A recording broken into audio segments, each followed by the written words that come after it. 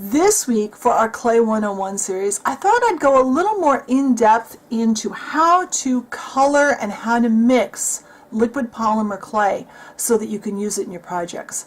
Stay tuned and see what this is all about.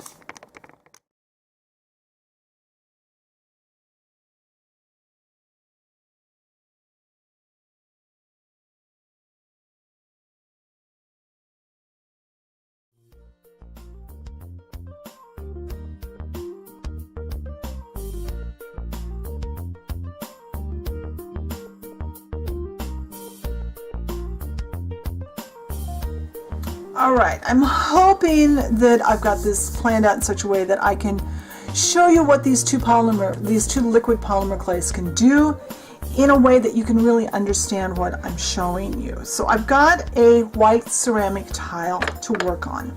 I've gridded it off with a Sharpie pen, and I'm going to start by putting out a little dollop of Kato clay, and I'm going to label that with a K. And then I'm going to write TLS over here, and I'm going to put out just a little bit of TLS. That way you can see when I'm done what these two products look like just by themselves, because I'm going to bake this tile off after I show you how to color the polymer clay and show you how they look when they're done. So in this top box we're going to use chalk. So I am going to, this side will be Kato, this side will be TLS. So this is really getting messy. I'm going to put 3 drops of Kato clay over here.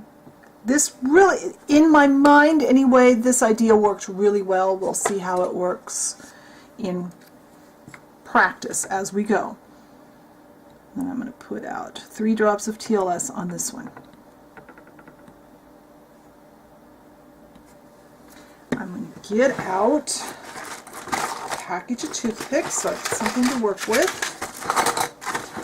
And I'm going to reach behind me and grab, I should have had this prepped and I forgot I was going to. I'm going to grab a yellow chalk, a red chalk, and a blue one. I'll use this one. I thought I would work with the primary colors on this, and hopefully this will work. I think it will. I am trying to remember where I put my knife. Okay, I guess I'll use my clay knife. I don't like to use my clay knife, but it's okay. So I am going to add some red chalk, because chalk is one of the things you can use to color your polymer clay. So I'm going to get a toothpick and I'm going to mix that. I'm keeping everything separate so that you can see how this works. We won't see a lot of difference, I don't think, until it's baked off. There's the red. And that's the red with the TLS. Now the red with the Kato, because they do have slightly different properties. So when we get this all mixed, we'll be able to see. I'm going to put yellow in the center one.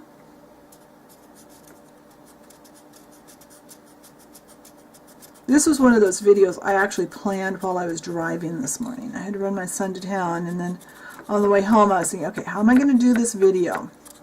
And this is the way that seemed off the top of my head to be the best way to do it. Blow off some of that extra. Now I'm going to mix some of this together in the middle. Alright.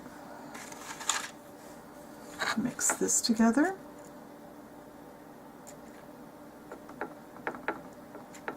And now let's mix these two. I want you to be able to see how the colors mix with the clay and how they work together. Now I'm going to repeat that with the blue. Now I use this method to color for some projects. It all depends on the finished look you want in your project. How clear do you want your finished project to be? Do you want it cloudy? Do you want it clear? What colors do you have available in different things, different mediums? We'll mix the Kato with the blue and then mix the blue over into the yellow.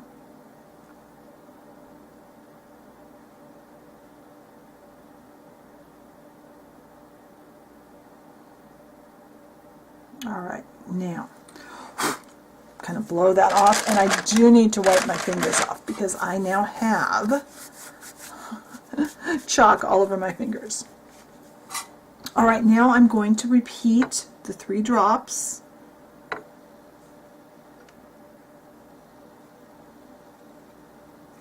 Kato clay and TLS.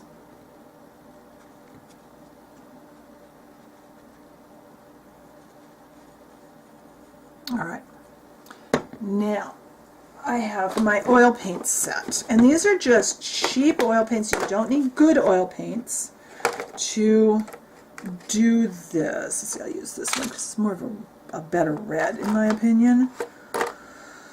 Let's see, I've got a yellow. Hopefully I can get these to all open. It's been a while since I've used them, and I've got a blue. So let's start with the red. And for the red, now it just takes just a drop. Let's put the red like that. I'm going to go ahead and see if I can get these all set up.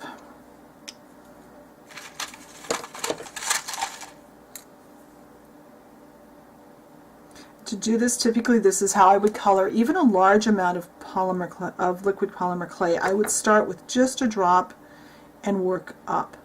This is the method I used when I made the gummy bears on this channel.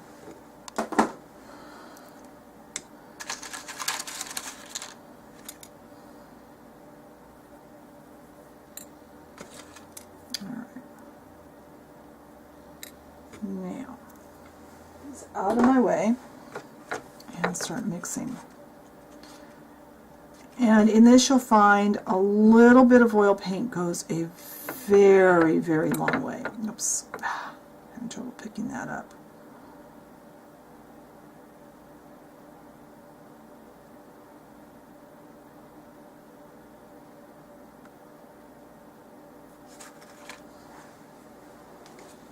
And let's mix the blue.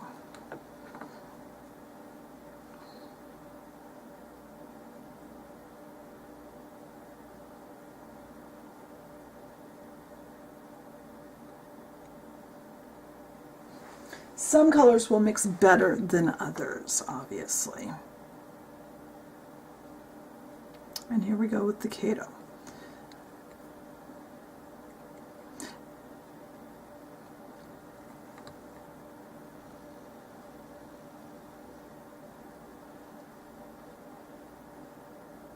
Get this mixed together. If I can get it picked up.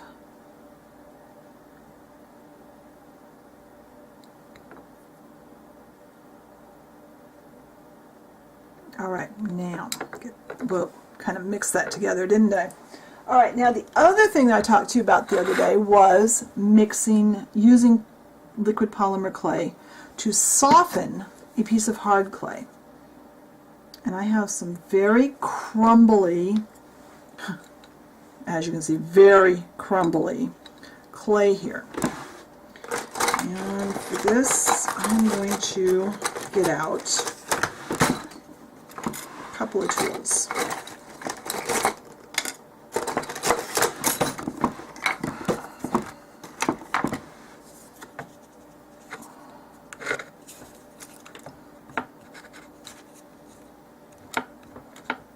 And sometimes it takes more, sometimes it doesn't take too much.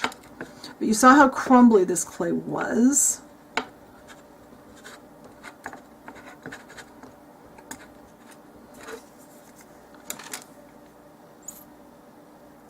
And this is one way to revive a clay. The only problem is it will make it not as opaque, which sometimes that can be a problem.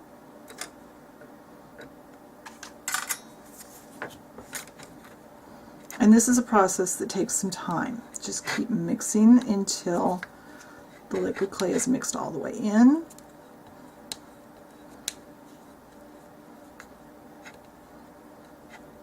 There. Now we have a very usable clay. This is also how you make frosting. If you want to make polymer clay frosting, you would mix in your liquid clay until you had something soft enough to spread. So let's see if we can mix the Kato clay into that same dry clay.